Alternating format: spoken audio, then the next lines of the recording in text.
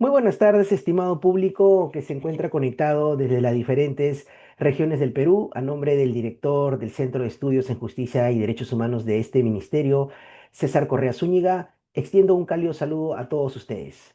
Hoy, miércoles 29 de abril, presentamos la conferencia número 12 del presente año, correspondiente al programa Miércoles de Gestión Pública, espacio donde se abordan temas vinculados a la gestión pública, el derecho administrativo, el control gubernamental y la mejora de la administración estatal.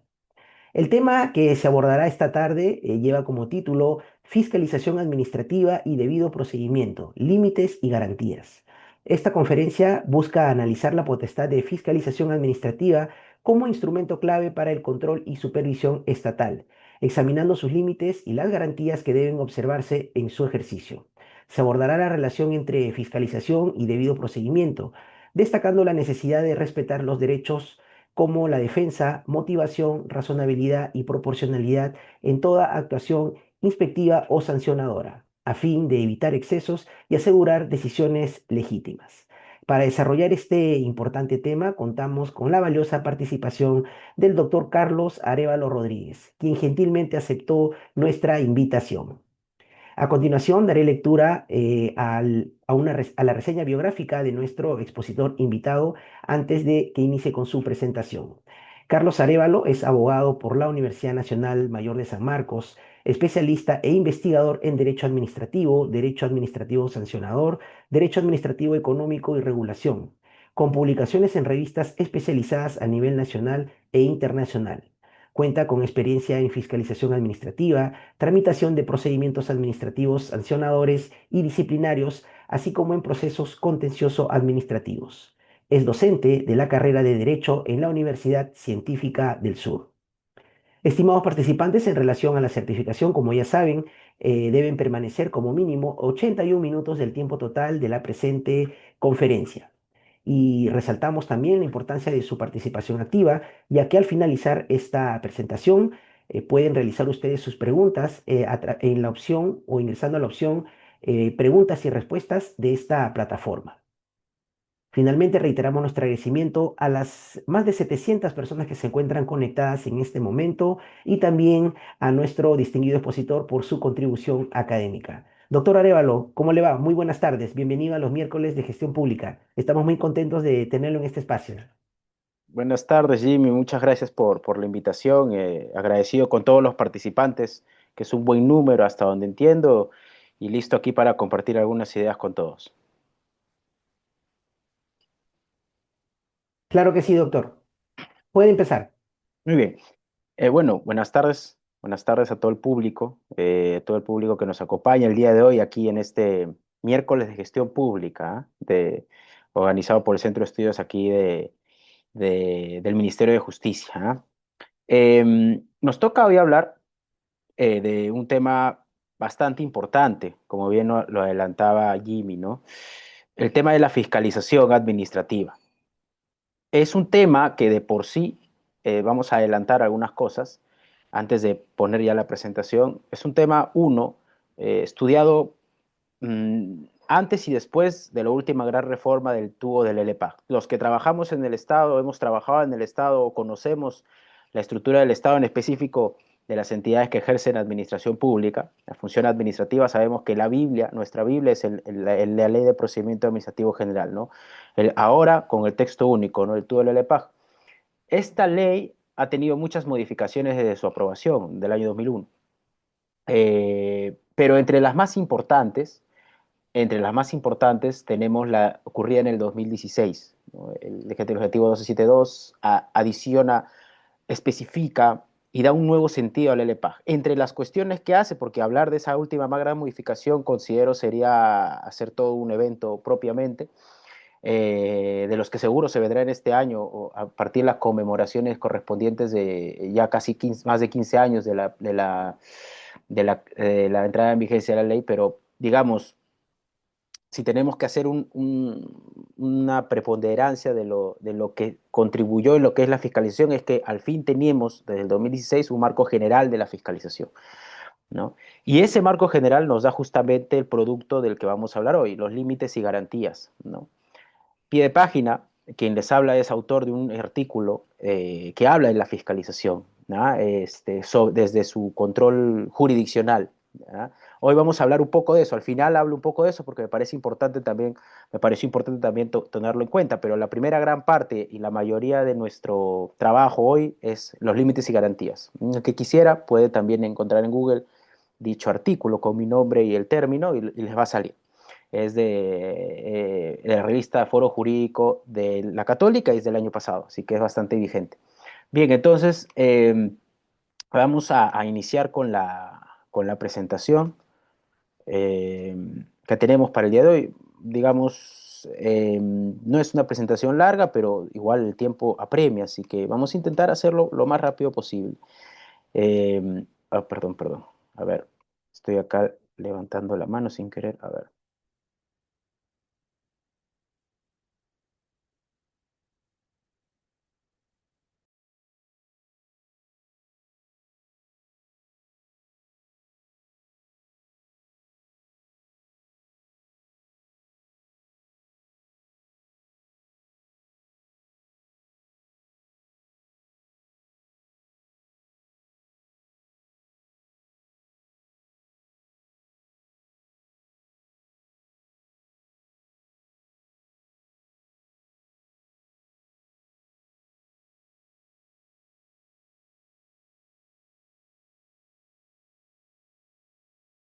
Su audio, doctor.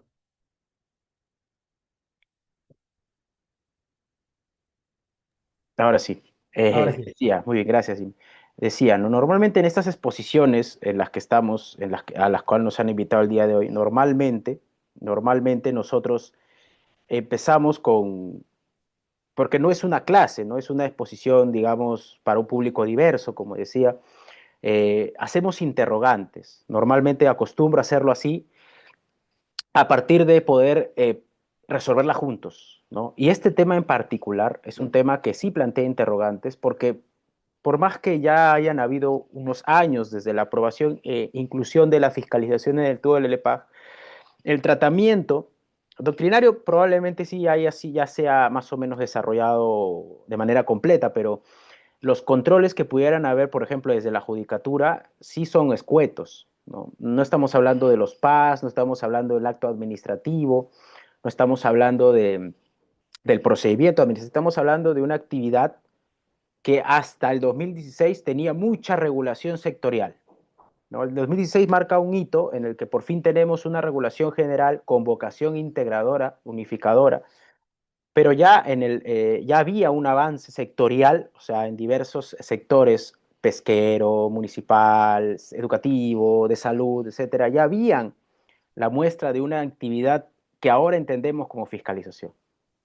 Pero por la misma, digamos, eh, corta existencia de esta figura desde la ley general y obviamente la corta existencia de las reglas generales que la regulan, hay interrogantes que plantearse, sobre todo desde lo que tenemos como título.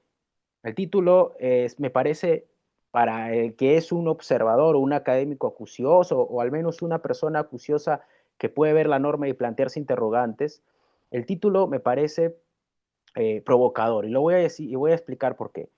Primero, ¿no? Si hablamos de aplicar límites y garantías, entonces lo primero a dilucidar es si la fiscalización administrativa es un procedimiento administrativo, ¿no? Porque estamos hablando de dos términos, dos figuras en el título que son fiscalización y debido procedimiento. Entonces la pregunta que cae de madura es, ¿la fiscalización es un procedimiento? Porque a la simple vista del título uno podría pensar o podría decir, oiga, eh, la fiscalización tiene que ser un procedimiento administrativo para que se le aplique las reglas del debido procedimiento, los límites y garantías. Porque entendemos que el debido procedimiento es un derecho principio y un instituto del derecho administrativo que deviene del debido proceso, pero que básicamente establece las reglas a partir de la cual, las reglas formales, a partir de la cual tiene que emitirse algún acto administrativo, bajo ciertas reglas, ¿verdad? Bajo ciertos parámetros establecidos por la norma, respetados por la autoridad administrativa que inicia un procedimiento o continúa un procedimiento o finaliza un procedimiento. Eso es lo que tendríamos que entender de debido procedimiento. Entonces, uno pensaría, es algo que hay que dilucidar porque tiene efectos y consecuencias prácticas, no es meramente teórico. Si la fiscalización es un procedimiento administrativo, ¿no? Y bueno, dependiendo de la respuesta a esa pregunta, veremos cómo es que calza hablar de límites y garantías del debido procedimiento. Podemos hablar desde la doctrina de lo que es la fiscalización bastante. Hay libros, libros y libros de la fiscalización administrativa. Vamos solamente a tocar a un profesor que estudia mucho esto, español, en los últimos años, que es Martín Rebollo, ¿no? A partir del cual se identifica a la fiscalización como un medio por el cual la administración, los órganos, las entidades, los órganos de la administración pública examinan la conducta de los administrados. Podemos entender también doctrinariamente que la fiscalización es un medio de policía administrativa, junto a las autorizaciones, junto a las licencias, que son medios de policía administrativa ex ante, antes de ejercer la actividad, hay una evaluación para emitir esos actos, y posterior, ex post, hay, entre otros medios de policía, la fiscalización, quizás la más importante, ¿no? Si es que nosotros tenemos en la cabeza, ya sea como estudiantes o como abogados, este concepto de policía administrativa como un tipo de actividad de la administración, ¿no? Junto a la regulación, junto a la sancionadora, junto a la reglamentaria, junto a esas famosas actividades está la de policía. Recordemos entonces la de policía, que tiene por finalidad la garantía del orden público, de la ordenación, como dice Garrido Falla. Bueno, la fiscalización es un tipo de esa actividad de policía. Pero como decíamos al inicio, en la introducción, para hablar de fiscalización o al hablar de fiscalización hay diversos términos. Tanto la doctrina como en la regulación sectorial de Hispanoamérica ha existido diversos términos para referirse a la fiscalización. Incluso hay libros que hablan de la fiscalización con otros términos. Por ejemplo, el profesor García Ureta tiene un libro que se llama La potestad inspectora, que el que quiera adentrarse al mundo de la fiscalización lo recomiendo, junto a algunos otros libros, como el de Rivera Ortega, que se llama El Estado Vigilante, el mismo Rebollo en sus artículos de fiscalización. Pero como fuere, los doctrinarios hablan de diversos términos: control, inspección, supervisión, vigilancia. Estamos hablando de lo jurídico, porque en otras profesiones esos términos varían y tienen otras connotaciones, pero en lo jurídico normativo, en lo administrativo propiamente, en donde estamos aquí en estos miércoles, aquí con el Ministerio de Justicia, tenemos que hacer utilizado estas acepciones para referirse, como dice la lámina, al concepto de despliegue de la potestad pública de verificación, de examen, de evaluación, de examinación de lo que es la conducta del administrado, de los administrados que requieren ser controlados, ser vigilados por alguna razón, que vamos a ver cuál. Incluso el término, y digamos, para hablar de fiscalización, estos términos analógicos, ya vamos a ver, terminan englobándose a partir de lo que dice nuestra ley, pero la diferenciación de la fiscalización puede incluso confundirse con otros términos, eh, incluso en esa nomenclatura, ¿no? Eh, Porque si hablamos de control, inspección, supervisión es una cosa, hablamos de fiscalización, y de fiscalización se puede hablar, por ejemplo, de la fiscalización tributaria que hace el SUNAT, ¿no? Pero esta fiscalización tributaria no es a la que nos referimos cuando hablamos de la actividad administrativa de fiscalización. O, por ejemplo, en la propia LEPAG, cuando te hablan de fiscalización posterior de documentos. Esa es una figura que está desde el nacimiento de la LEPAG, pero no la podemos confundir con la actividad de fiscalización, porque la fiscalización posterior está pensada para la revisión, la evaluación de los documentos presentados por un administrado en virtud al principio de presunción de veracidad, ¿no? Que se admiten como ciertos y que, bueno, posteriormente, una vez ya incluso brindado el acto, la autoridad puede realizar en un porcentaje determinado las fiscalizaciones posteriores, incluso también para los procedimientos de aprobación automática. Aquí tampoco estamos hablando de la actividad de fiscalización a la que nos referimos nosotros con la connotación que estamos hablando, de verificación, de cumplimiento de obligaciones por parte del administrado a partir de una normativa, un contrato, una concesión, etc. ni la fiscalización tributaria ni la fiscalización posterior que hace alusión al LEPAJ está hablando de esto. Más bien, cuando hablamos de control, inspección, supervisión, siempre y cuando tenga esta connotación de actividad de comprobación, es fiscalización. Y esto es muy importante, ¿ah? Esto es muy importante porque sectorialmente en el Perú hay diversas normas y diversos órganos que ejercen la fiscalización con otro nombre. ¿Eso las exime de cumplir las reglas y garantías establecidas en el LEPAJ para esta actividad? No. Ya vamos a ver por qué. Lo que sí es cierto es que antes del 2016, las diferentes denominaciones sectoriales podía generar problemas, porque no teníamos las reglas mínimas observables por la administración de esta actividad de comprobación, como bien lo dice la lámina. Podían entenderse reglas distintas, no uniformes, sin una uniformidad podía generarse confusiones y ese era el principal problema garantista. Ya hemos dicho, el 2016 es un punto de quiebre y el primer efecto de esta normativa fue poder abordar la problemática de la definición general y el uso terminológico. Es ahí donde tenemos entonces que recurrir ya sabiendo más o menos a lo que se refiere la doctrina, más o menos haciendo una diferenciación con otras figuras, con lo que es la definición legal de la fiscalización, de la actividad de fiscalización, que está aquí, en el artículo 239 del TUDO del LPAJ, ¿no? Y lo vemos. La actividad de fiscalización constituye el conjunto de actos y diligencias de investigación, supervisión, control e inspección sobre el cumplimiento de obligaciones, prohibiciones y limitaciones exigibles a los administrados, derivados de una norma legal o reglamentaria, contratos u otra fuente jurídica bajo tres enfoques: cumplimiento normativo, enfoque y prevención de riesgo, y el enfoque de gestión de riesgos y tutela de bienes jurídicos. Y hay un punto más importante en el segundo párrafo de ese artículo, que resuelve esa vicisitud que podríamos haber encontrado antes del 2016. Independientemente de su denominación, las normas especiales, las normas sectoriales, que regulan esta función, o sea, así se llame supervisión, inspección, control, vigilancia, como se denomine en el ámbito sectorial, tienes que seguir las normas de este capítulo del LPA. Claramente una función integradora y una función de aplicación directa de la ley ante posibles vacíos o ante posibles situaciones que no garantizan al administrado sus derechos como fiscalizado, ¿no? Entonces, a partir de lo conceptual y lo legal, podemos extraer algunos elementos de la fiscalización. Primero, se da en ejercicio de una función administrativa. El administrado es quien tiene que soportar el ejercicio de esta potestad. Tiene un elemento material. Ya vamos a hablar de por qué es tan importante el elemento material, pero no estamos hablando de una manifestación jurídica formal como un acto administrativo, ni tampoco de una serie de pasos y diligencias para emitir un acto. Estamos hablando de una actividad.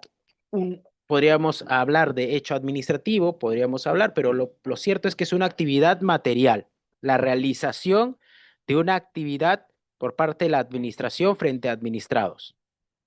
Y la finalidad, como hemos dicho, es del cumplimiento normativo, de protección de bienes jurídicos, eh, la cual se puede dar de diversas maneras dependiendo de la opción decidida por el legislador. Vamos a seguir con las características. Como hemos dicho, eh, es una acción pública. ¿Puede ser ejercida por privados? Sí, si es que hay alguna delegación, concesión, como bien dice el título preliminar en el EPAG, si es que se le otorga, lo puede ejercer, pero en principio es acción pública, de titularidad pública. Delegada al privado posiblemente, pero es de titularidad pública. Tiene un elemento sustantivo que es una potestad porque se le da con una norma con rango de ley y, como he dicho, de acuerdo al profesor Tirado Barreda, profesor peruano, no se requiere el concierto ni la voluntad del administrado. ¿Okay? Antes de ir a lo último de esa lámina, hagamos ya la idea, pongámonos ya más allá de lo conceptual. Yo sé que aquí hay estudiantes también de Derecho que probablemente hayan visto esto en Administrativo 2, ¿no? En el segundo curso de Administrativo de la carrera, pero vamos a la realidad. ¿Qué es una fiscalización? Es la irrupción por parte de la autoridad pública, ya estaba hablando de una definición de quien habla, es la irrupción, a ver, un momento, se me detuvo ahora sí.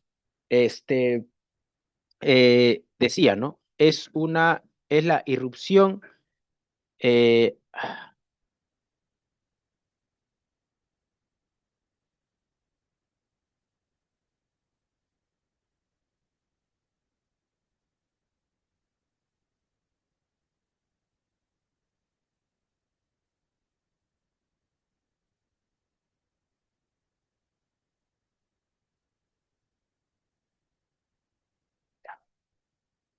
Entonces decíamos, ¿no? Desde nuestro punto de vista, es la irrupción de la autoridad pública, de la administración pública en alguna entidad investida con esta potestad, a la propiedad, al comercio, a la vivienda, posible vivienda, porque se podría compartir vivienda con actividad empresarial o comercial de un administrado, que está regulado bajo leyes, etcétera, y que tiene el deber de soportar ese ejercicio de supervisión, de fiscalización. El solo hecho, el solo hecho de que se manifieste o se despliegue esa irrupción ya contempla la necesidad de que haya garantías o límites, como bien dice al finalizar la lámina que vemos ahí. No puede ser ni estricto ni arbitrario, si no hay reglas, sino que hay reglas limitativas de esta actividad. Porque uno pensaría normalmente uno pensaría, ¿qué es lo más gravoso que puede emitir la administración pública a un administrado? Como bien dice el profesor Borón Urbina, la sanción administrativa es el mal jurídico por excelencia. El mal jurídico aplicado conscientemente por la administración para generar un daño en el administrado, para que su conducta sea ajustada a norma. Esa es la definición que podemos hablar de sanción administrativa, un mal jurídico. Sin embargo, ese acto de gravamen no es el único que altera, por decir una palabra, altera la situación jurídica del administrado. Finalmente, incluso, y yo siempre suelo hacer esta comparación, eh, finalmente al aplicar una sanción, el administrado digamos, a primera impresión, no se encuentra obligado, pero puede recurrir a esa sanción si se considera injusta, ¿verdad? Si se considera arbitraria o quizás no emitida de acuerdo al procedimiento, una sanción. Está la segunda instancia, está el contencioso administrativo, si es que hay una afectación clara y directa y grave a los derechos fundamentales, está la acción de amparo. Entonces, la manifestación jurídica formal de la sanción mediante un acto administrativo notificado en nuestra casa, como administrado, una multa, un cierre, una suspensión de actividades, una inhabilitación, sanciones. Si bien se es notificada, yo puedo apelarla, como digo, puedo recurrirla, puedo contradecirla. Sin embargo, entonces ese despliegue, si bien es un mal jurídico, no es uno inmediato, por lo menos, porque incluso puede pasar que no sea inmediato ni tampoco ejecutable, ni no pueda no ser ejecutado, perdón. ¿Por qué? Porque lo recurrí y yo tenía la razón y esa multa es nula por alguna afectación a mis derechos, etcétera. Pero cuando la administración despliega la fiscalización, allí no hay alguna posibilidad de inmediatez, de recurrir, no, no la hay, no la hay. A lo que voy, cuando la administración llega a fiscalizar, la alteración del administrado se da porque se da, porque el fiscalizador, el ente fiscalizador, ingresa a irrumpir a tu propiedad, a tu patrimonio, a tu documentación, a tu comercio, seas una empresa grande, pequeña o mediana, a tu minera, a tu concesión, a tu clínica, a tu colegio, a tu instituto. Indecopia a tu empresa por algún tema de competencia, de consumidor. Yo no, en la sanción, yo al menos tengo la oportunidad de recurrir y hasta ahí mi patrimonio no se ve afectado. En cambio, en la fiscalización, con el ingreso del fiscalizador y el despliegue de su actividad, ya hay una alteración en mi esfera jurídica. No estoy diciendo una connotación negativa, estoy diciendo una alteración. Claro, yo estoy desplegando mi actividad económica privada y la acción de fiscalización ya me altera esa actividad normal, me la puede interrumpir. Ya no estoy hablando ni siquiera de las consecuencias de la fiscalización, sino del solo hecho, el solo acto. Por eso es que, a pesar, y eso es lo paradójico, que esta fiscalización no es, ya voy adelantando, un acto, un procedimiento, una manifestación jurídica formal, es una actividad que molesta al administrado. He utilizado alterar, he utilizado molestar en el sentido que puede afectar su actividad regular de comercio, de desempeño, de su profesión, etcétera, ¿no? Entonces, respondiendo a la pregunta inicial, la fiscalización, así como la estamos observando, implica la revisión de hechos materiales con una finalidad que ya hemos visto. En suma, todas las actuaciones que le permita a la administración verificar el desarrollo ordenado de la actividad de la cual el particular es titular. Definitivamente ya entramos al terreno en el cual hay que respetar ciertas posiciones del administrado por el solo hecho de esa potestad ejercida, que como he dicho, no es ni siquiera una que pueda suspenderse, alejarse, aplazarse, prorrogarse, como por ejemplo la ejecución de un acto de gravamen. Pero, como he dicho también, lo paradójico es que no son actos y diligencias de tipo normativo porque no buscan producir un acto administrativo. Y si no buscan producir un acto administrativo, desde nuestra posición, no es un procedimiento. No lo es. La respuesta es, como vemos aquí, la fiscalización no es un procedimiento administrativo. No son una serie de actos y diligencias tendientes a generar, a producir un acto, como lo define nuestra ley. Tampoco, mucho menos, se refiere a la emisión de títulos habilitantes. No es tampoco regulación. No es un acto, no es un procedimiento y tampoco es el ejercicio de la potestad sancionadora, porque si bien hay actuaciones que tiene que soportar, potestades que tiene que soportar el administrado, aún no estamos frente a una sanción, ni siquiera frente al inicio del ejercicio de la potestad sancionadora. Si uno ve el último artículo del capítulo 2, donde se regula la actividad de fiscalización, uno ve los tipos de conclusión de la fiscalización y solamente uno de ellos está asociado al ejercicio de la potestad sancionadora. Los demás son otro tipo de finalizaciones. Eso es un tema que vamos a ver más adelante, pero que bueno, no estamos hablando de finalización de la fiscalización, estamos hablando de garantías y reglas, perdón, límites y garantías, y por eso es que tenemos que dejarlo en ese campo, solamente la mención de que no estamos ante la potestad sancionadora, pero el no estar ante la potestad sancionadora, el no estar ante regulación, el no estar hacia la producción de un acto, por las razones que hemos dicho, materiales, no la exime de cumplir reglas, límites, ¿no? Entonces, la segunda interrogante, que viene después de la primera que ya absolvimos juntos, es si resulta compatible los límites y garantías del debido procedimiento de la actividad de fiscalización, porque uno dirá, oiga, oiga Carlos, pero me acaba de decir usted que no es un procedimiento. Ya está, me quedó clarísimo, ¿ah? Me lo puedes decir, me quedó claro, ya entendí que no es un procedimiento, ya lo diferencié, ya sé a qué va la fiscalización. Entonces, ¿cómo puedes hablar de aplicarle límites y garantías del debido procedimiento a una actividad que no es un procedimiento? Y la consecuente pregunta que uno podría hacerse entonces, ¿la fiscalización es una actividad sin control? No es así. Y vamos a ver por qué. Precisiones necesarias. En el derecho administrativo, en el ejercicio de la función administrativa, el debido procedimiento, entendido, como dije al inicio, como las reglas de control de emisión de un procedimiento de manera regular, no es la única figura que establece límites y garantías. Quizás es la más importante, quizás es la más desarrollada por el TC, por la Corte Interamericana de Derechos Humanos, por la doctrina. ¿Por qué? Porque deviene del debido proceso, que es instituto antiquísimo, del derecho en general. Pero existen otro tipo de límites al ejercicio de la función administrativa.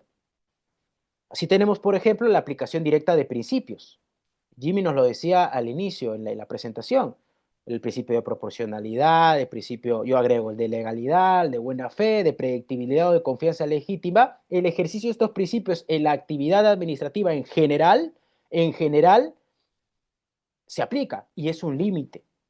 Y ninguno de estos principios implica necesariamente la existencia de un procedimiento. Lo mismo pasa con ciertas disposiciones, ya no estamos hablando de principios, sino disposiciones dentro del artículo, el diverso articulado de las más de 200 artículos del LPA, donde te establece reglas de conducta por parte del administrado y en este caso, más necesario, de la administración. Tampoco implica la existencia de un procedimiento. Tampoco.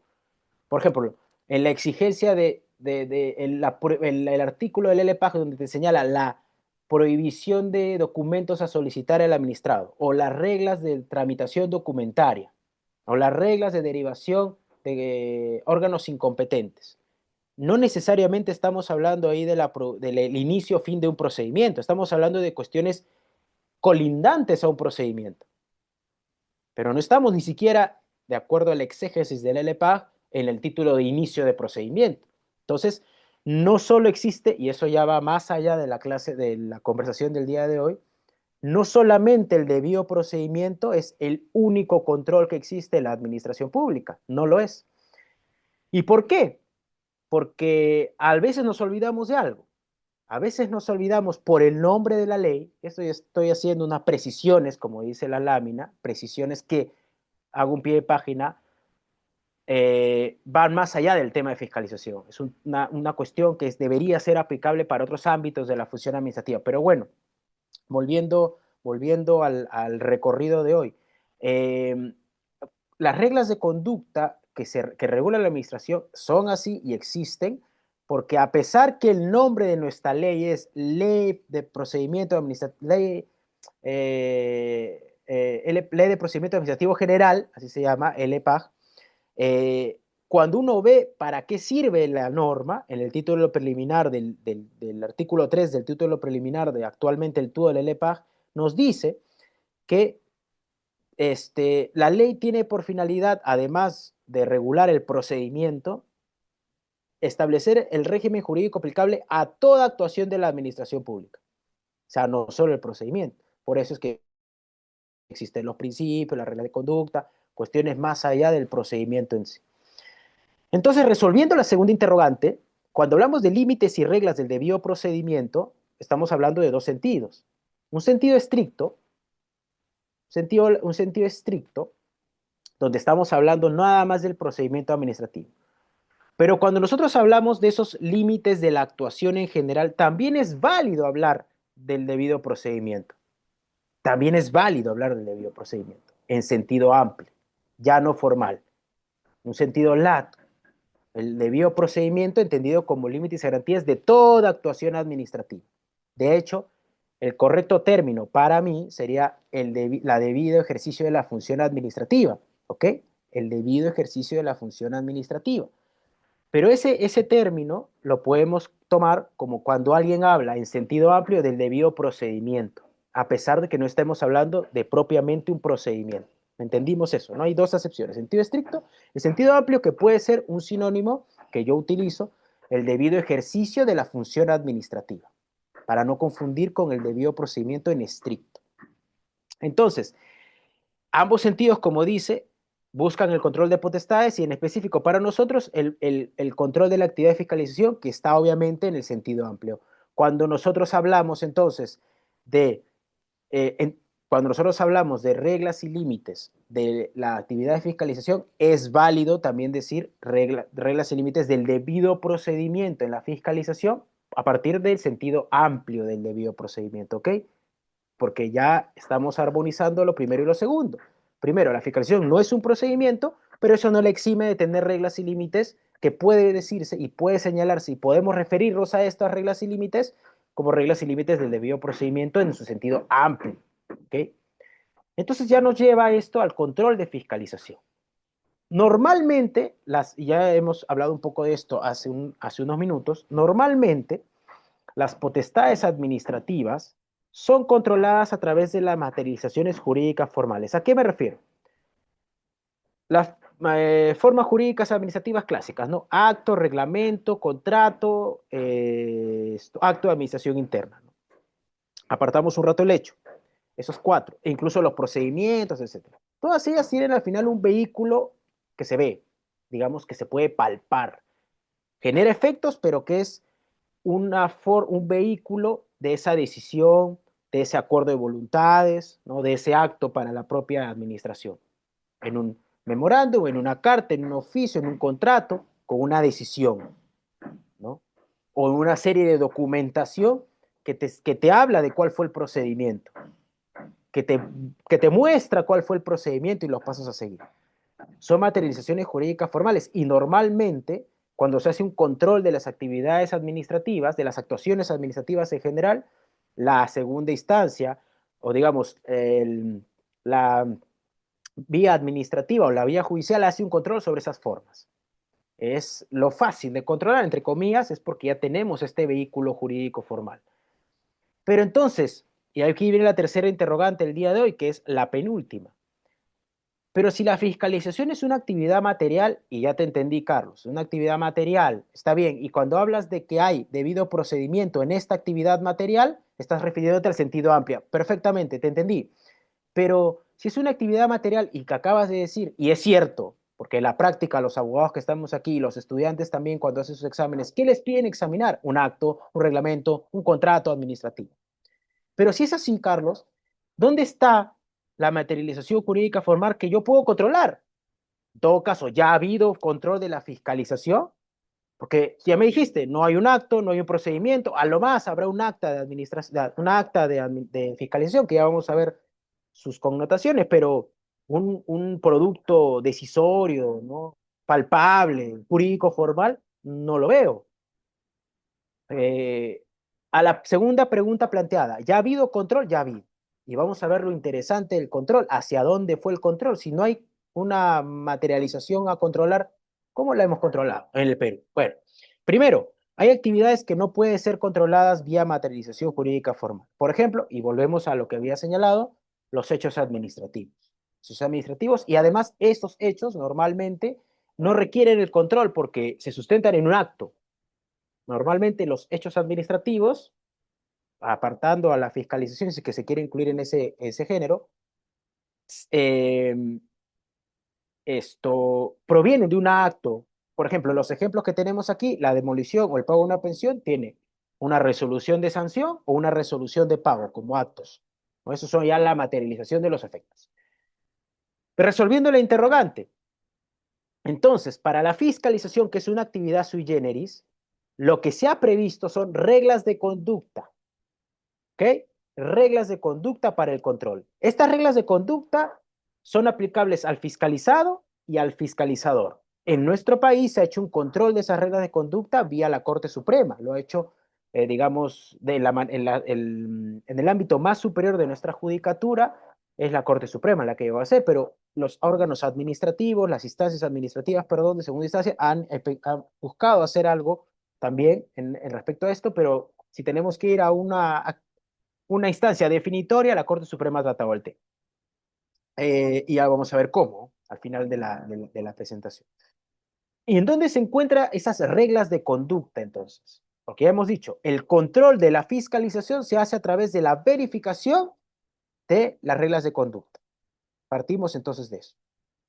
¿En dónde se encuentran? En pocos artículos. En la definición, entre los artículos 2 de la definición de la fiscalización, entre los artículos 240 y 245, el acta de fiscalización como garantía y las finalidades de la fiscalización. Allí podemos encontrarlo.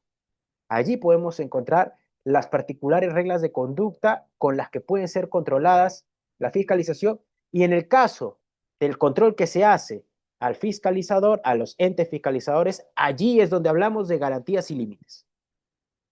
O sea, para el control del fiscalizador y donde podemos hablar nosotros de reglas y límites del debido procedimiento, para el caso de la fiscalización, son la aplicación de reglas de conducta o la exigencia de reglas de conducta, reglas y límites de conducta, si se quiere, al fiscalizador. Y por eso es que es importante hablar aquí, en el control de la fiscalización, de los sujetos. En este caso, para nuestra presentación del día de hoy, con énfasis en el que está en la parte izquierda de su pantalla, el sujeto fiscalizador, ¿no? El órgano, el personal del órgano, especializado y acreditado, ¿ok? Que ejerce la actividad fiscalizadora, que ejerce la fiscalización, la fiscalización. Ya hemos dicho, se admite la participación privada, etcétera. Enfoquémonos aquí porque el sujeto fiscalizado es sobre quien se despliega la fiscalización y que va a exigir esas reglas de conducta al fiscalizado. Y las reglas de conducta va a ser el control del sujeto fiscalizador. De nuevo, volviendo a ese control general que hay en el EPAG, hay reglas generales que tiene que cumplir, como toda entidad, los entes fiscalizadores, el principio de legalidad, actuar de acuerdo a la competencia, las reglas de notificación del oficio con el cual te presentas, ¿no? Como fiscalizador, entre otras disposiciones que no están contenidas en el capítulo 2 del título cuarto del ELEPA. Y las reglas específicas de conducta, pues son las que están en el capítulo 2 del título 4 del TUEL LPA, 241 y 242. Los, que son los deberes del sujeto fiscalizador, que vemos allí, que ejerce la actividad de fiscalización, partiendo de nuevo de reglas de conducta. La principal, la debida diligencia y respeto a los derechos de los administrados. Y proporcionalidad también, porque ahí dice, adopta las medidas necesarias para obtener los medios probatorios idóneos que sustenten los hechos. Y en específico, deberes, ¿no? En específico, deberes. Hay una revisión que tiene que realizarse para actuar diligentemente, previa a la realización de la fiscalización, la identificación de hacia los administrados, incluso si se lo requieren una, dos, tres, cuatro, cinco veces, citar la base legal de la fiscalización, ¿no? ¿Por qué estás ahí? ¿Qué ejercicio de facultades se va a realizar? Las obligaciones que tiene cada vez que el administrado lo solicite. La entrega de la copia del acta de fiscalización, incluso también procurando contar con las observaciones del administrado, guardar la reserva de la información obtenida, la confidencialidad a la que se accede, y un deber de imparcialidad y de prohibición de tener intereses en conflicto. Y otras reglas de conducta establecidas en el 242 de la LPAG, en ese título segundo del capítulo cuarto, son a partir de los derechos del sujeto fiscalizado, ¿no? El de la mano a muchos de los deberes que hemos visto, y además que tienen que ser respetados por el ente fiscalizador. Ser informados del objeto y del sustento legal de la acción, de la acción de fiscalización, inclusive puede señalarse previsiblemente el tiempo de duración de la fiscalización. De la mano con lo que habíamos dicho de la identificación, es un derecho del sujeto fiscalizado a requerir las credenciales y el DNI de los funcionarios encargados, incluso si son terceros, incluso si son privados. Muy importante el punto 3 para el corolario final que tenemos, poder realizar las grabaciones en audio y video de las diligencias que participen. Entonces, el deber, la garantía y el límite de la regla de conducta para el fiscalizador será soportar que se le grabe, soportar que se le tome fotos, por supuesto, claro que sí, que se incluyan sus observaciones en las actas correspondientes, presentar los documentos in situ en el momento de la fiscalización y contar incluso con asesoría profesional. De nuevo, de estos derechos nacen ciertos deberes y reglas de conducta que se toman como reglas para con el fiscalizador. Pero, como hemos dicho, no solamente están esas obligaciones y prohibiciones básicas en el 241 y 242. Hay otro documento que sirve como garantía de la fiscalización, que es el acta. ¿Y qué es el acta? El acta registra los hechos constatados objetivamente en la fiscalización, que contiene los datos generales de identificación de los sujetos, así como las actuaciones realizadas y las verificaciones constatadas. E incluso también, como hemos dicho, como parte de las reglas de conducta del fiscalizador, es poder contar, dar la oportunidad de que hayan comentarios por parte de los representantes fiscalizados, ¿no? Los representantes de los fiscalizados, sus asesores, sus abogados, quienes al fiscalizado se le plazca estar. Porque el fiscalizado, a la vez que soporta, tiene la potestad, sin explicación alguna, de contar, como hemos dicho, con asesoría profesional en el momento de la fiscalización. Incluso ciertos sectores consignan la posibilidad de que en el acta queden consignados compromisos y acciones de persuasión, de regulación responsiva, como el ámbito minero, de educación superior universitaria o de salud también. El acta de fiscalización como garantía, de acuerdo al 244.2 del TUDOR LPAC, señala que hay una presunción juris tantum de lo que existe, como comprobado ahí. Y esa también es una garantía del administrado. ¿Por qué es juris tantum? Porque se va a dejar en el acta de fiscalización, se va a presumir cierta, va a haber una presunción de certeza, como dice el profesor Vincent Aguado, pero que como garantía del administrado se encuentra la posibilidad de poder rebatirla, refutarla. ¿Y cómo se hace esto? ¿Cómo se puede hacer esto? Ya veremos cómo lo hace, cómo lo examina la Corte Suprema, pero a priori aquí podemos señalar que se puede hacer con las grabaciones efectuadas por el administrado, con documentación que vaya en contra de lo que dice el acta, documentación suficiente, documentación que compruebe una situación contraria a la que la fiscalizadora haya levantado en el acta de fiscalización, o incluso a partir de la presentación de actos, documentos ya emitidos por la administración en el marco de la actividad a ser comprobada. Entonces, si no se, y además otra cosa, esa es una garantía de fondo, pero también una garantía formal. El acta de fiscalización tiene esa naturaleza de presunción juris tantum, pero como dice el último punto de la lámina, si es que no cumple con los requisitos, si es que no cumple con los requisitos formales, ya no solamente de fondo, que como hemos dicho, se puede contradecir con los videos que puede producir el fiscalizador, con, por ejemplo, los documentos que puede producir, o con, por ejemplo, documentos ya no producidos por el fiscalizado, sino por el ente fiscalizador de manera previa o posterior a la supervisión, a la fiscalización, esos son de fondo, pero la garantía formal de la fiscalización es que cumpla con cada uno de los puntos que la propia LEPAC señala como requisitos para su validez. El nombre de los representantes, nombre de los fiscalizados, nombre del fiscalizador, objeto, duración estimada, etcétera, etcétera. Todo lo que se señala en el 244 de la LPA, ¿no? Y finalmente, como último límite, garantía que nos da la propia LPAG a la actividad de fiscalización, límite o garantía al debido procedimiento de la fiscalización, está sus finalidades.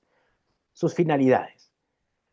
De acuerdo a lo que dice la doctrina, pero además de acuerdo a un documento muy importante que en 2017 emitió el propio Ministerio de Justicia, que es la Guía Técnica de Actividad de Fiscalización, a partir de ciertos artículos del PAC, este desarrollo ya es a partir de lo que dice el MINJUS, pero ya es elaboración propia, tiene tres finalidades: la preventiva, la orientativa y la restablecedora. Prevención para la prevención de riesgos a partir de esto, el solo hecho, el solo hecho de realizar la actividad de fiscalización previene de posibles incumplimientos normativos o previene la inobservancia de normativa que puede después producir infracciones, sí. ¿Por qué? Porque si yo estoy siendo fiscalizado, mis pares, o sea, los mismos que ejercen mi misma actividad, ya están observando lo que pasa en el caso en el cual yo no cumpla la norma, o yo sé que a partir del despliegue de fiscalización ya hay un criterio pedagógico para con el resto de los sujetos posibles a fiscalizar. Ese es desde el campo de la prevención general, pero también desde la prevención especial, porque a mi persona como administrado fiscalizado, entiendo que ya para no volver a soportar los gravámenes y las potestades de esta actividad, voy a ajustar lo mejor que pueda mi conducta a la norma. Tanto en prevención general como especial existe una finalidad preventiva de la fiscalización. Orientativa, porque la vocación no punitiva a la cual referimos al inicio de la actividad de fiscalización, pues da la posibilidad de que hayan fiscalizaciones orientativas, ¿ok? Con la identificación de riesgos para la mejora continua de la actividad de los administrados, o sea, fiscalizaciones que de ninguna manera van a iniciar un procedimiento sancionador, no tiene un fin punitivo, sino de orientación para con el administrado.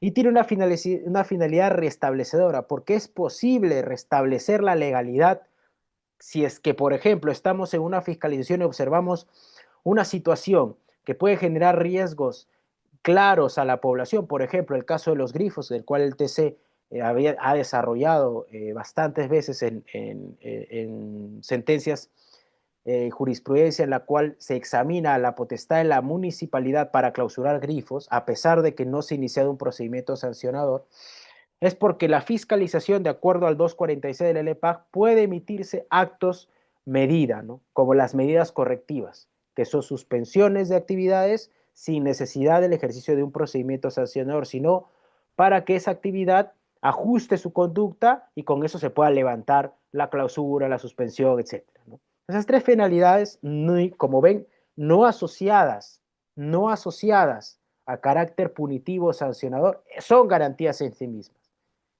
Porque si una fiscalización se despliega solamente con el hecho de poder sancionar, solamente con esa finalidad, allí ya se están quebrantando los límites de la fiscalización. La fiscalización no tiene por finalidad la sanción en principio. ¿Es una motivación a un procedimiento sancionado posterior? Puede serlo, pero no necesariamente. Entonces, a partir de las reglas de conducta mínimas generales y específicas, el acta de supervisión como garantía y las finalidades, encontramos los tres grandes grupos de reglas y límites del debido procedimiento en sentido amplio a la actividad de fiscalización. Pero ya llegando a lo material, a cómo es que se ha podido controlar la fiscalización. Y con esto ya culminamos nuestra presentación para someternos a las consultas, opiniones o observaciones de ustedes, que por ahí en el chat he visto algunas. Como hemos dicho, al no existir un producto jurídico formal, volviendo a nuestra tercera interrogante ya absuelta, lo que se efectúa es un control sobre las reglas de conducta, a partir del componente material, acta de fiscalización, reglas de conducta y el componente finalista de la actividad de fiscalización, los tres tipos de finalidad. En casaciones de sede suprema se ha tocado este tema y se ha evaluado a partir de esos dos componentes. ¿Ok? Ahora, los controles que ha hecho la Corte Suprema no solamente han ido sobre el fiscalizador, ha ido también sobre el fiscalizado. Vamos a hablar ya, saliéndonos un poquito del tema propiamente, el tema del control y digamos, el control que se le hace al fiscalizador, a la administración fiscalizadora, solamente en esta casación, porque la siguiente sí vuelve sobre el control de del fiscalizador. Aquí, en esta casación, se examina la conducta del fiscalizado. ¿Ok? La controversia gira en torno a los deberes de las partes en la interacción de la fiscalización. Así tenemos que la Dirección de Seguimiento, Control y Vigilancia de Produce realiza una inspección industrial pesquera de la Compañía Americana de Conservas con la finalidad de solicitar información respecto a 30 toneladas de anchoveta fresca recién descargada y comprada, o sea, habiéndola traído de los productores que van a alta mar, mediante una inspección rutinaria de dicha entidad, o sea, una actividad de fiscalización. Ojo, por ejemplo, en el marco de Produce esto se llama vigilancia e inspección, pero se aplicaron las reglas de fiscalización, bajo la lógica que hemos dicho. En la judicatura, en esta casación, realiza un control sobre este deber de colaboración de la fiscalización. ¿Por qué? Porque en este caso el fiscalizado le señala al inspector, ¿sabes qué? Ahorita no tengo tiempo para atenderte, le dice. Más o menos así el relato del caso. No tengo tiempo para atenderte. No tengo tiempo. Ve a la sede en el puerto y de repente ahí te dan la información. Y el fiscalizador le dice, yo necesito esa información para continuar con mis actividades. Te estoy fiscalizando. Y ese es el punto de controversia en esta casación. Como ven, estamos examinando reglas de conducta, no estamos hablando de actos administrativos, no estamos hablando de procedimientos, estamos hablando de conductas propiamente. Entonces, en ese control que se hace de la interacción fiscalizador-fiscalizado, requería de este deber de colaboración propio de la actividad de fiscalización. Ojo, colaboración no entendida como atropello de derechos, ya hemos dicho eso, y el cual no podía ser satisfecho con el hecho de la negativa de no contar con la información, sino que se exige por parte del administrado, en este caso el fiscalizado, que colabore con la fiscalización.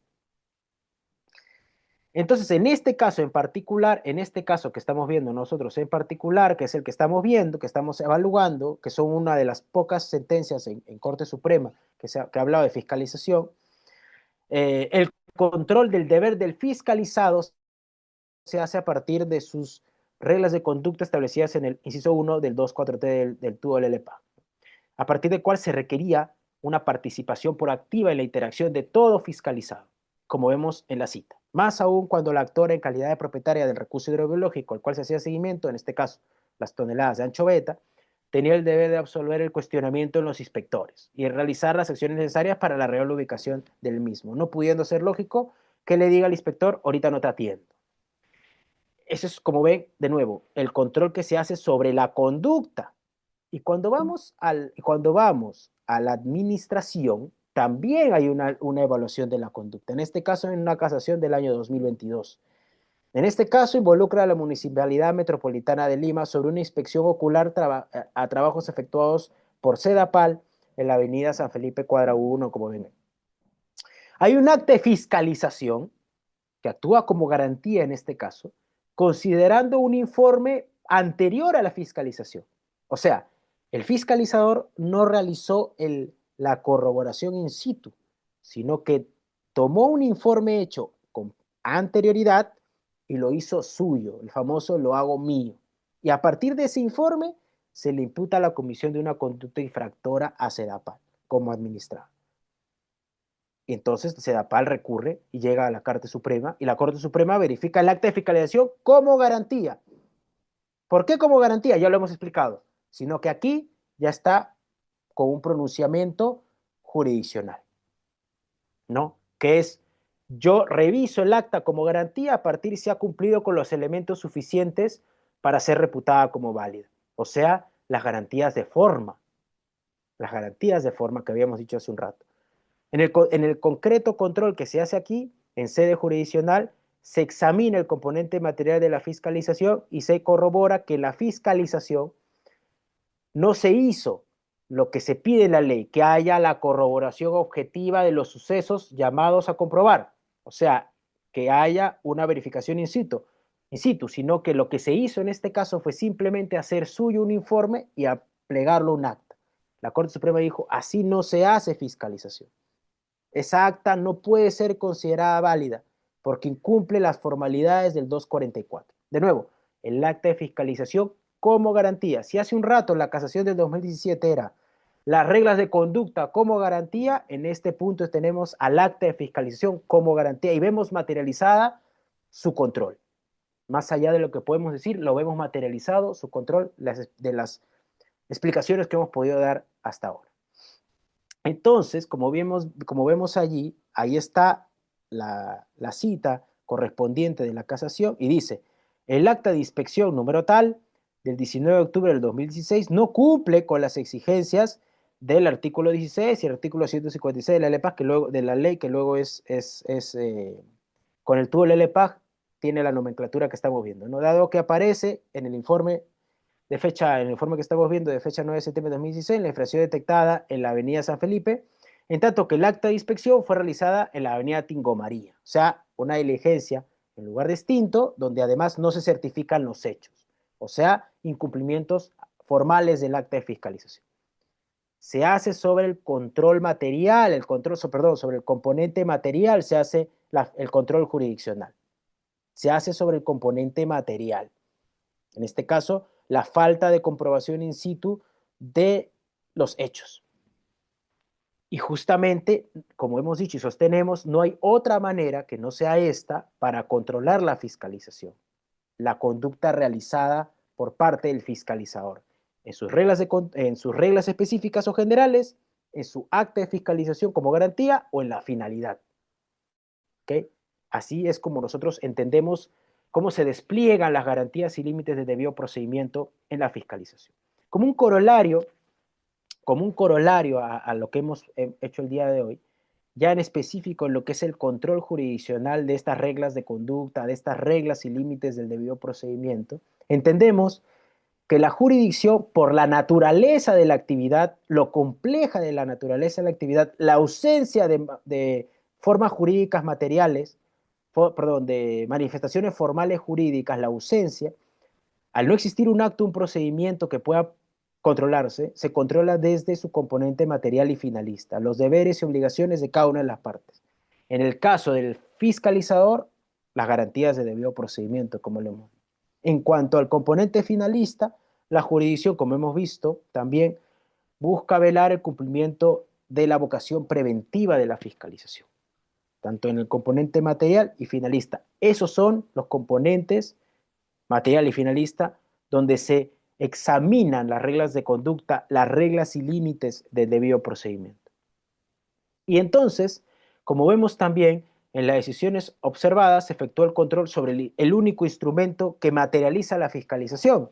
Porque claro, las reglas específicas y generales son hechos, son conducta, son realización de preguntas, de constataciones, actividades materiales. La finalidad es también su componente finalista, no se está materializado en algún lado.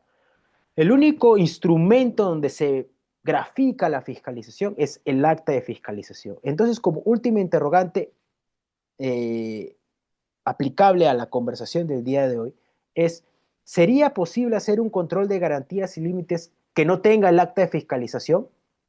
O sea, hemos visto nosotros en los pronunciamientos de la Corte Suprema, han requerido sí o sí del acta. Entonces uno podrá decir, ya Carlos, ya te entendí. Entonces, si no hay acta, no se puede controlar, ¿no es cierto? ¿Cómo controlas una actividad que en este caso solo tiene una manifestación en el acta de fiscalización? Que no hay acto, no hay procedimiento, ya hemos dicho. ¿Cómo? Si hay una, yo considero que sí hay una posibilidad. Hemos visto como uno de los derechos del administrado, hemos visto la posibilidad de grabar, tomar fotografías, etcétera. Entonces, supongamos que hay una fiscalización donde el acta puede ser llenada correctamente o incluso puede que no haya un acta por alguna circunstancia. Sin embargo, genere algunas consecuencias esta fiscalización. ¿Es posible que se llegue al control a partir de la presentación del administrado de grabaciones, fotografías, manifestaciones, etcétera? Claro que sí. De nuevo, ¿por qué? Porque estamos ante una actividad material. Entonces, su posible incluso contradicción se puede dar también a partir de muestras y pruebas materiales, como puede ser una grabación, como puede ser unas fotografías donde se compruebe que la fiscalización no ha sido llevada de acuerdo a las garantías y límites que exige la ley, ya sea general o sectorial. Ya, esta es la última interrogante con la que los atormento y bueno, a partir de este desarrollo y esta explicación que hemos hecho, muy sucinta también por el tiempo, podemos señalar, podemos señalar estas características de la fiscalización y esta gran conclusión que podríamos terminar diciendo que las garantías y límites del debido procedimiento en sentido amplio aplicadas a la fiscalización también se encuentran relacionadas y siempre van a estar íntimamente relacionadas a el componente material y finalista de esta actividad. ¿Okay? Siempre, incluso en la posibilidad de contradecirla. Pie de página esa conclusión, eso jamás va a significar o va a implicar que después de la fiscalización no pueden haber posteriores manifestaciones jurídicas sobre las cuales recurrir, ¿no? Como puede ser una sanción o un acto administrativo devenido de esa fiscalización.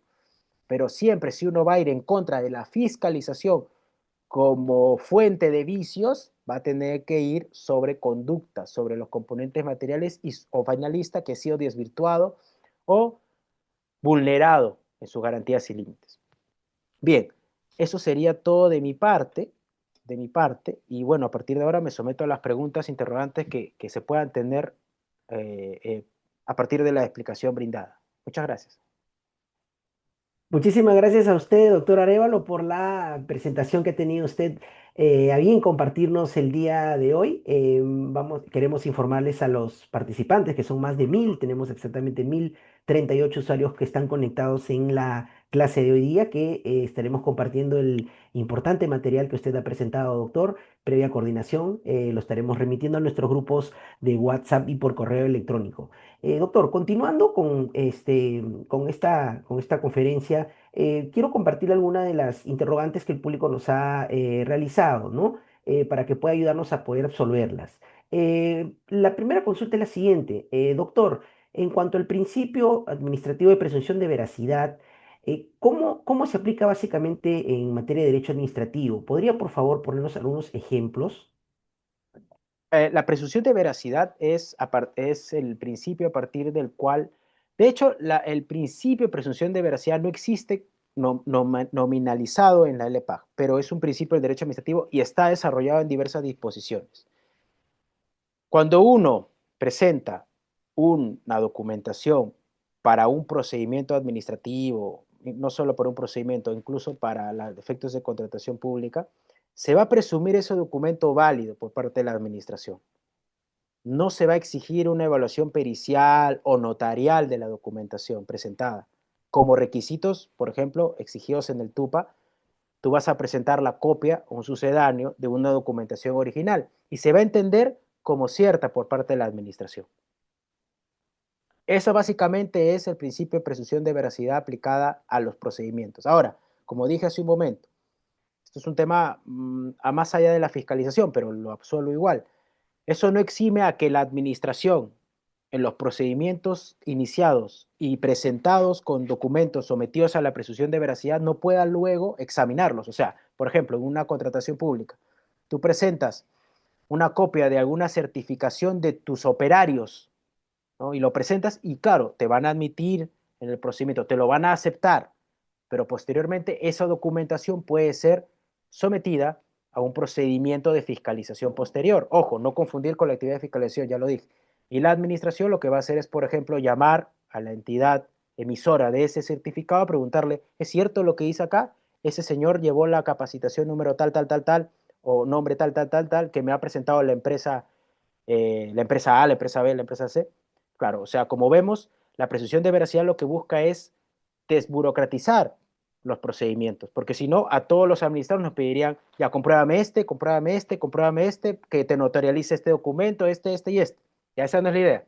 En la administración moderna se entiende que el administrado trabaja con licitud, con la precisión de licitud, de conducta lícita, ¿no? Y como una consecuencia de ello es la presunción de la veracidad de los documentos presentados. Básicamente es eso. Muchas gracias, doctor, por resolver la primera interrogante de esta tarde. Otra consulta que nos han compartido es la siguiente. Doctor, lo felicito por su presentación. Mi pregunta es, en base a lo que usted ha comentado, entiendo que la fiscalización tiene un diseño normativo que está orientada a criterios técnicos. Sin embargo, esta se desarrolla también en un contexto donde la administración enfrenta presiones políticas o mediáticas. ¿Cuál es, cuál sería su comentario respecto a ello, doctor? Esa es una pregunta muy interesante. A mí siempre cuando hablamos, lo que pasa es, y seguro la persona que está ahí trabaja en Estado o ha trabajado o tiene una interacción, porque cuando nosotros hablamos en foros de gestión pública o de administrativo, derecho administrativo, más aún en nuestro Perú actual, tenemos que, no sé si lamentablemente, pero tenemos que hacer una necesaria distinción del plano de lo que dice la norma y más aún del plano de lo que ocurre o incluso un plano en el cual no solo es lo que ocurre, sino donde se encuentra influenciada ese escenario con presiones como las que señala. Porque hay hoy por hoy en la administración pública peruana, la línea entre el gobierno y la tecnocracia, entendida esta como los servidores y funcionarios técnicos que no dependen necesariamente del poder político, se ha ido desdibujando un poco en algunos sectores. Entonces, las presiones normalmente se dan en sectores no tan especializados, es verdad, porque mientras más especializado es un sector, ese es el comentario que tendría que hacer, está menos sometido a este tipo de presiones. Mientras menos tecnificado, especializado esté el sector fiscalizador, más sometido está a presión. Siempre intento hacer esa reflexión. Obviamente, ese comentario lo puedo hacer porque si tendríamos que hablar de cómo evitar la influencia política o las presiones a no solo a la fiscalización, sino a toda la actividad administrativa, deberíamos pasarnos al menos una hora más conversando y ahí tendríamos que abrir los micrófonos incluso. Pero el comentario que puedo hacer es, uno, estamos en un escenario donde la línea se desdibuja un poco, es cierto. Dos, desde nuestro punto de vista como funcionarios, servidores o especialistas de derecho administrativo, procurar la mayor especialización y la mayor cualificación para evitar esas influencias. Y bueno, tres, al final, el fiscalizado sometido a una fiscalización por presiones políticas siempre va a tener donde recurrir porque esas fiscalizaciones, esos ejercicios de potestades por presión, normalmente tienen irregularidades.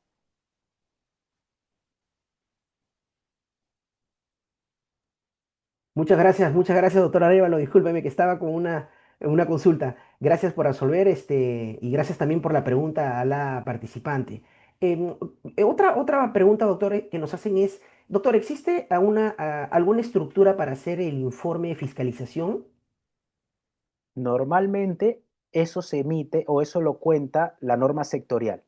No lo vas a encontrar en el LPAG. En el LPAG encuentras la estructura del acta, lo que encuentras en tus normas sectoriales, y no solo las reglamentarias vía ADS, sino mayormente las normas emitidas por la propia entidad, SUNAFIL, SUNEDU, SUSALUD, o SINERMIN, o sea, las resoluciones de la entidad, ¿ah? No del sector, que es DS, sino las resoluciones de la entidad. Allí uno va a encontrar normalmente los modelos de informes, iniciales, finales, como se quiere denominar.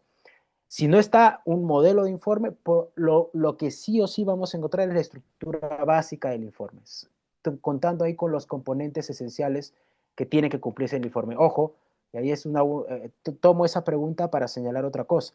Puede pasar también que los informes se emitan sin cumplir esas formalidades, pero ahí estamos hablando nosotros de lo que decíamos hace rato, de una manifestación jurídico formal. Ahí hay un informe. Que hay algo donde tú ves, se equivocó acá, se equivocó acá, se equivocó acá. Más o menos como con el acta. Es cierto, pero de nuevo, ese informe proviene de una actividad que es conductual, que es la fiscalización. Pero sí, podemos encontrar en las normas sectoriales esos requisitos mínimos o modelos de informes. De acuerdo, doctor, muchas gracias. Nos preguntan también, a ver, ¿es posible, doctor, establecer garantías jurídicas en una actividad material? ¿Qué sería una actividad material? ¿Es distinta al procedimiento administrativo? La pregunta que hace sintetiza lo que hemos dicho. Primero, la parte última de la pregunta. La actividad material no es un procedimiento. No lo es. Ni el hecho administrativo ni la fiscalización administrativa son procedimientos. Ya hemos dicho por qué. No tiene vamos a hablar específicamente de la actividad de fiscalización. Lo repito para que quede claro. La actividad de fiscalización es el conjunto de actos y diligencias materiales de comprobación de cumplimiento normativo. El procedimiento es el conjunto de actos y diligencias tendientes a producir un acto administrativo, cosas distintas, con muchas consecuencias a partir de esas definiciones. Entonces, volviendo ahora a la pregunta, y ya no lo último, sino lo primero de la pregunta que hizo la persona, ¿es posible? Es posible. ¿Se ha hecho? Se ha hecho. ¿Dónde? Ya hemos visto un par de ejemplos. Claro, seguramente en el ámbito administrativo es más difícil hacerlo, porque en el ámbito administrativo la propia entidad, incluso su segunda instancia, está contaminada con las normalidades que se dan en el acto, en las actuaciones administrativas. En cambio, la Corte Suprema se toma los minutos, figurativamente, se toma el tiempo para ver, oye, un ratito, más allá de ver la sanción que se produjo de esta fiscalización, más allá de ver el procedimiento, el informe, que esas son manifestaciones jurídicas formales. No voy a ver eso. Yo no voy a ver eso, dice la Corte Suprema. Yo voy a ver lo que pasó en la actividad. ¿Por qué? Porque la fiscalización es una actividad material. Entonces tengo que analizar las conductas, los comportamientos, las omisiones. ¿Cómo? Bueno, lo que dice el acta. ¿Cómo vas? Lo que dije al final, con las grabaciones, las fotografías, los videos. Si es posible desde nuestro punto de vista, y además la Corte Suprema nos da la razón, una evaluación de lo material en una actividad de fiscalización, sin que se tenga que hablar de esta como un procedimiento. Así que sí, sí es posible y no, no es un procedimiento. Gracias, doctor, por resolver también ese interrogante. Hay otra pregunta que quisiera compartir, es la siguiente.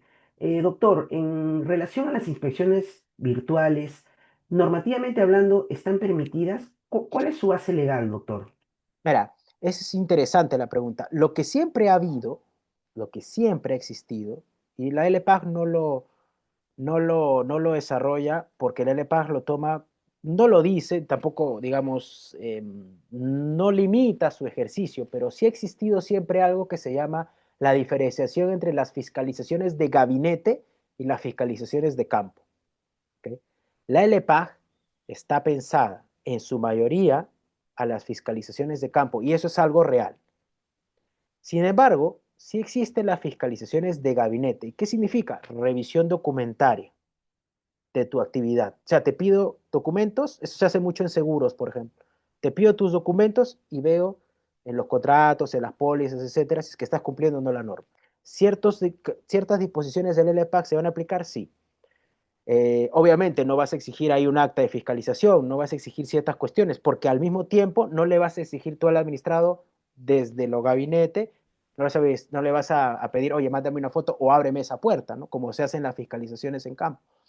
Pero las fiscalizaciones virtuales, entendidas estas como yo estoy desde mi máquina como un fiscalizador y le pido al administrado, oye, aprende tu celular y empieza a mostrarme lo que yo quiero ver de tu local, yo creería que no está permitido. Yo creería que no tiene base legal al menos. Y no sé si un sector lo habrá regulado. Si es así, tendríamos que ver el sector y ver qué tan legal es eso.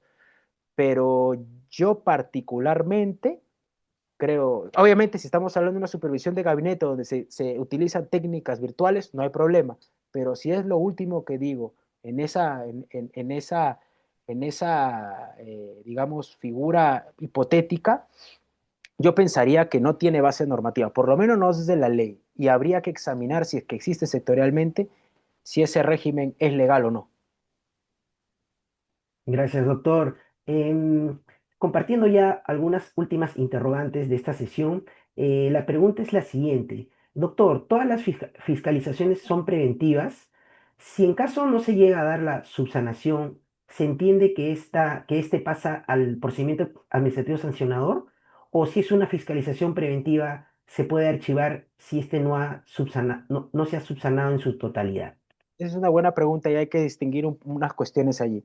Primero, lo que la fiscalización tiene son vocaciones, finalidades, preventiva, restablecedora, orientativa.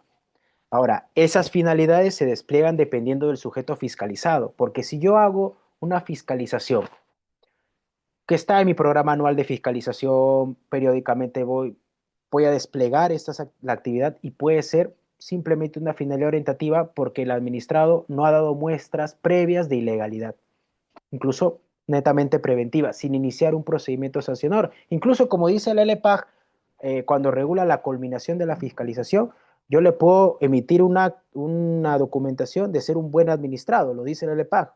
Cuando tú estás bien, te pone 20, ¿no? Al final lo dice que es un tipo de fiscalización, el reconocimiento de haber cumplido la norma, señala como primera opción de finalización, de culminación de la actividad de fiscalización.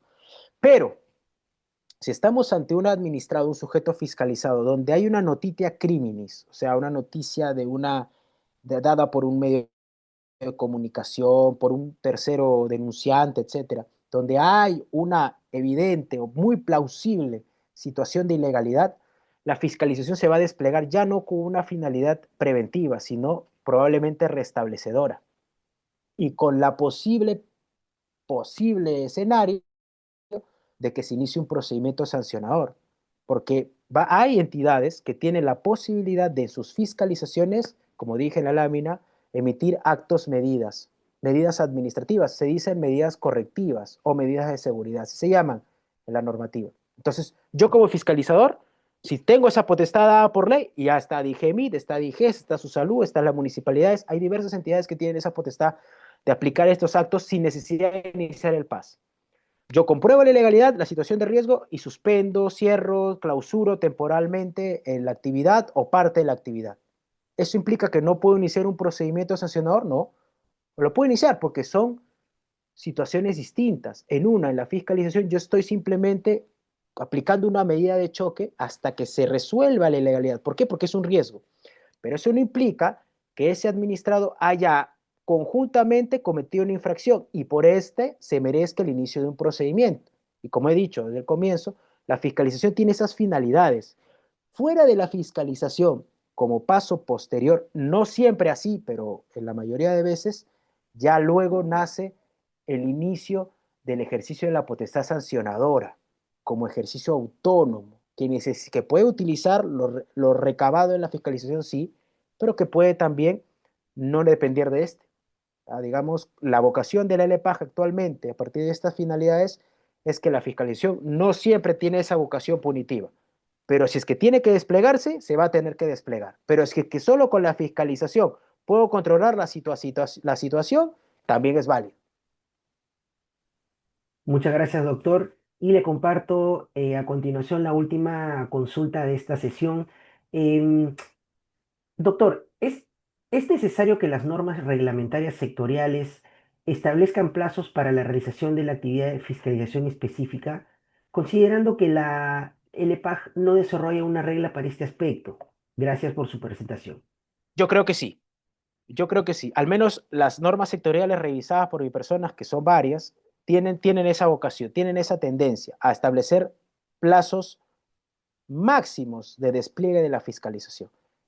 Porque lo cierto es que nosotros, la fiscalización puede ser inopinada, o sea, sin aviso previo, si es que la situación lo merita, y es razonable.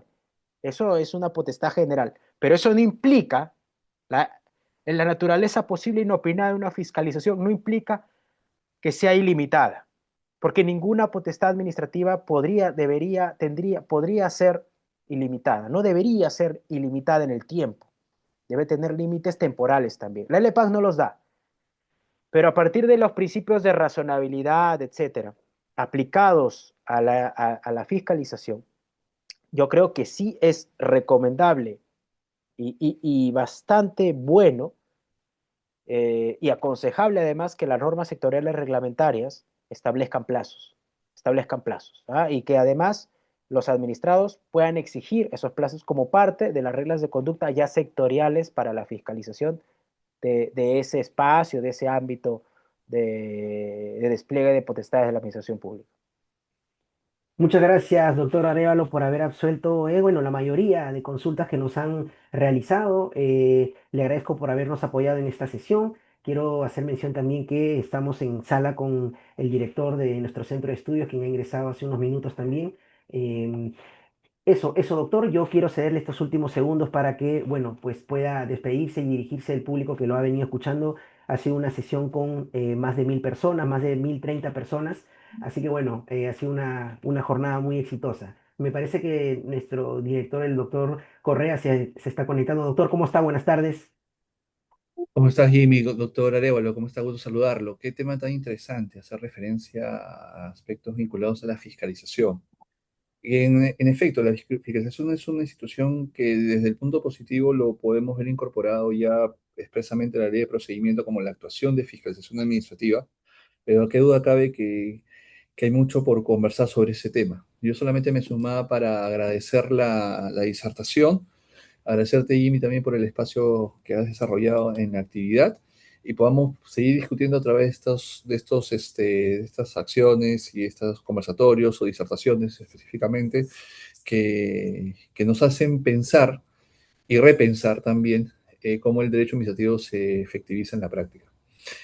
Muchas gracias. Más bien, Jimmy, ¿nos recuerdas por dónde podemos ver la grabación en su oportunidad para aquellas personas que quieran repasar la actividad? Y solamente saludar al profesor Arevalo y saludar a todos los presentes. Muchísimas gracias.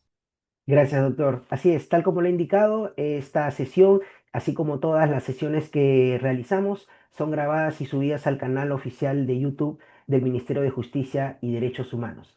En la sesión de ahora estará siendo colgada en unos 3 días hábiles en el canal que les he hecho mención.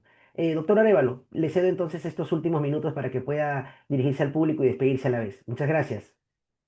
Eh, yo, bueno, agradezco mucho, agradezco el espacio brindado, agradezco mucho los minutos que me han dado. Espero no ser la última vez. Espero les haya gustado, espero lo hayan entendido en el poco tiempo. Es un tema muy interesante. Reitero al doctor César, reitero a ti también, Jimmy, el agradecimiento por la oportunidad y le rogaría unos minutos. Mi persona este año, hace unas semanas, bueno, desde hace varios años, viene escribiendo diversos trabajos y ya se ha publicado un libro de mi autoría, que es un libro, no sé si se llega a ver, creo que no se ve, pero es un libro, disculpe, está desenfocado. Entonces voy a ver si lo puedo presentar aquí, de repente acá. Creo que no sale bien. No se ve, otro, si gusta, nos lo comenta para... Sí, lo comento, les digo, pues solamente le había pedido estos minutos, no es de la editorial Yachay, es un libro que es la Administración Pública Sanitaria, donde analizamos solamente el sector sanitario, solamente el sector salud. Es el primer manual jurídico en el Perú del Sistema Nacional Peruano. Y bueno, está en la editorial Yachay, Yachay Legal, así que quienes quieran adquirirlo, me parece que está a un precio bastante accesible a un autor, digamos, que recién se está adentrando a escribir artículos, libros de la investigación. Eh, Así que gracias por esos minutos, doctores, por haberme permitido también compartir. De nuevo, está la editorial Yachay, es la Administración Pública Sanitaria, o sea, todo el mundo que esté interesado, abogados que estén interesados en el sector salud, ya tenemos un manual, al fin lo tenemos, que es el que está escrito con mucho cariño de parte de mi persona y mucho trabajo. Bien, muchísimas gracias, doctores, gracias por esos minutos también y hasta una nueva oportunidad. Gracias. Muchas Muchas gracias. gracias. Muchas gracias, doctor. Gracias, doctor Correa. Nos vemos en una próxima edición. Gracias a todos los participantes. Estaremos compartiendo la clase de hoy a través de nuestros grupos de WhatsApp.